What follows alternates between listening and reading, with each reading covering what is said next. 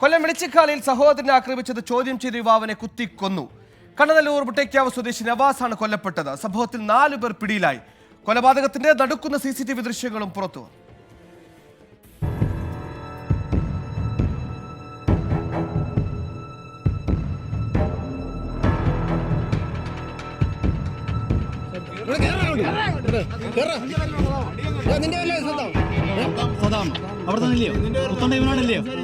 ഇന്നലെ രാത്രി നവാസിന്റെ സഹോദരൻ നബീലും സുഹൃത്ത് അനസും മുട്ടയ്ക്കാവിലെ സുഹൃത്തിന്റെ വീടിന്റെ ഗൃഹപ്രവേശന ചടങ്ങിൽ പങ്കെടുത്ത ശേഷം മടങ്ങി വരുമ്പോൾ ഒരു സംഘം വഴിയിൽ തടഞ്ഞു നിർത്തി ആക്രമിച്ചു. രാത്രി തന്നെ ഇവർ കണ്ണനല്ലൂർ പോലീസിൽ പരാതി നൽകി. സഹോദരനെ ആക്രമിച്ചതറിഞ്ഞ വിവരം തിരക്കാനെത്തിയ നവാസിനെ വെളിച്ചിക്കാലയിൽ വഴിയിലിട്ട് അക്രമി സംഘം കുത്തിക്കൊല്ലുകയായിരുന്നു.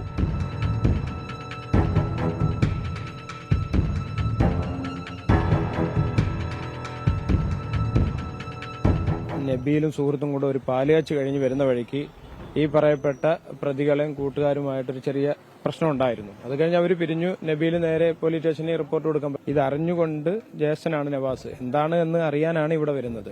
അന്നേരമാണ് ഇങ്ങനൊരു അക്രമം ഉണ്ടാവുകയും കയ്യിൽ കത്തി കരുന്നിയിരുന്നു. അത് പെട്ടെന്നെടുത്ത് ഇങ്ങനെ വീശി കഴുത്തിൽ കൊണ്ട് 2 ബൈക്കിലും ഓട്ടോയിലും എത്തിയ സംഘമാണ് ആക്രമണം നടത്തിയതെന്ന് നാട്ടുകാർ പറഞ്ഞു. കഴുത്തിന് പിന്നിൽ ആഴത്തിൽ കുത്തേറ്റ നവാസ് തൽക്ഷണം മരിച്ചു. നഗരത്തിൽ പോലീസ് നടത്തിയ പരിശോധനയ്ക്കിടെ പ്രതികളെ കൊല്ലം ബീച്ചിൽ നിന്ന് പിടികൂടി.